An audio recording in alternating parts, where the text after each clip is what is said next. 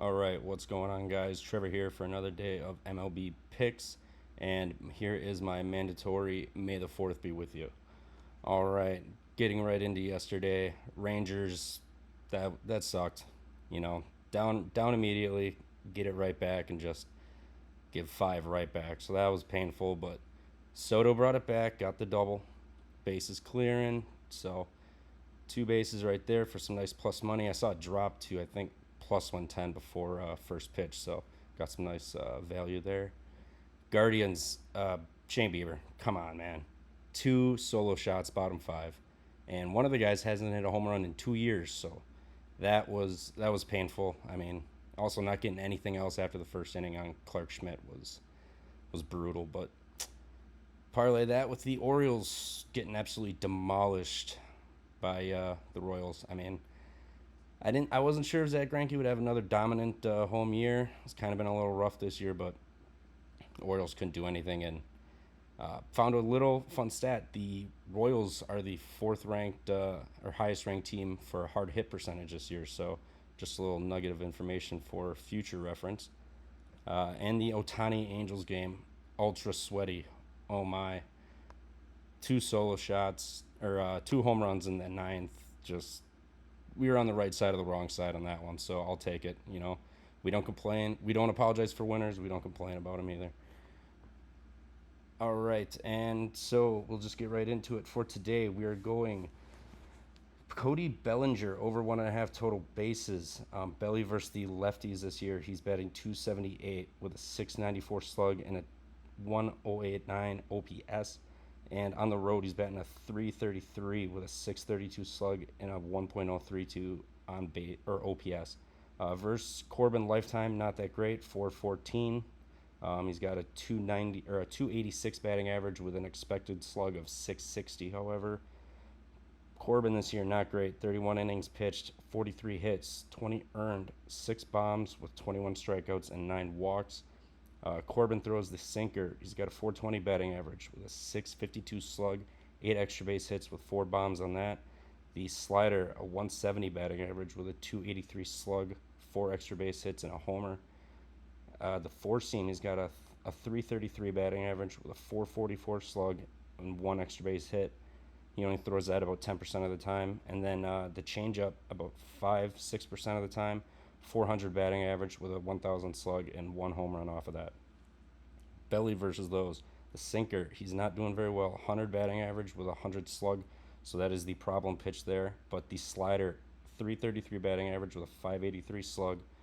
Four seam, he's batting 325 with a 725 slug, and the changeup, 353 batting average with a 529 slug.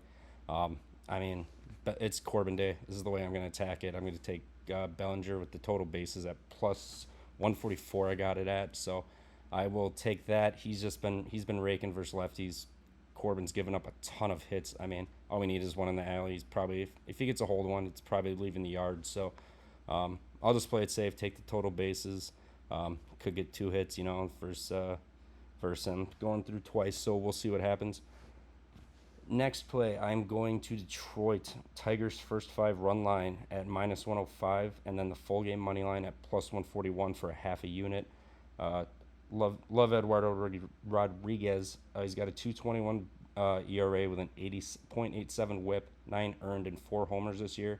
But at home, he's got a .66 ERA. He's 2-0 with 13.2 innings, 1 earned, 1 homer, 15 strikeouts and 2 walks, a .73 whip, and he's got a .988 K per 9 rate.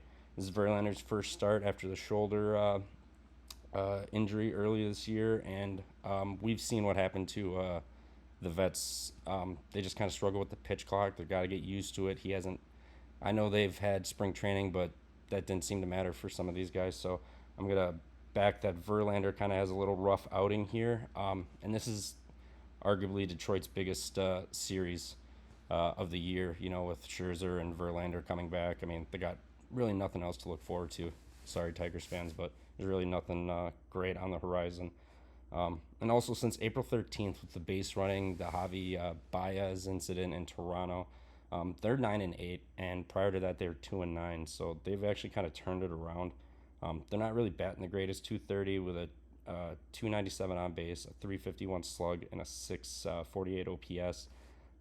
So obviously that's not great. But Baez is batting 333 with a 381 on base, a 474 slug, and an 855 OPS.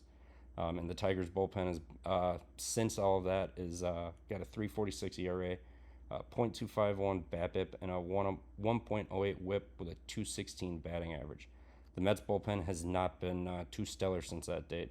They got a 508 ERA, a 240 batting average, 274 BABIP with a 133 WHIP. The Tigers have scored 28 runs in the last 5 versus 20 for the Mets, and they've only allowed 21 versus 29 for the Mets. Excuse me. So I'm just going to take, the Tigers are getting up for this series. I think a lot of people are going to be backing Verlander and the Mets to not get swept by the Tigers, but, I mean, this is just random baseball stuff. I mean, random stuff happens. The Tigers are going to get up for this game. Rodriguez is a really good pitcher. The bullpen, I think they'll step up a little bit. So I'm gonna take a stab at the full game money line for a half unit and the Tigers to keep it close with Rodriguez. The first 5 or -105. And then the last play headed to Miami. Got Jesus Luzardo over 6.5 Ks at -106. Luzardo's got a 10.16 K per 9 rate with a 1.34 whip and a 33.2 innings pitched with 38 Ks this year. Versus the Braves lineup, though, he's got a .184 batting average, a 327 slug, 45.3% K rate, and a 7.5% walk rate. The last 3 games versus the Braves, he struck out 8, 6, and 12. The Marlins bullpen's gotten beat up in this series. They've sent out 5. They had to send out Stallings last night. Actually struck out Acuna, so that was kind of funny. Yeah, they've just been getting beat up this series. Luzardo's gone 6+ in 3 of 6 starts this year. The Braves have 8 guys in the potential lineup that have a 25% K rate and 4 with a 35% plus K rate.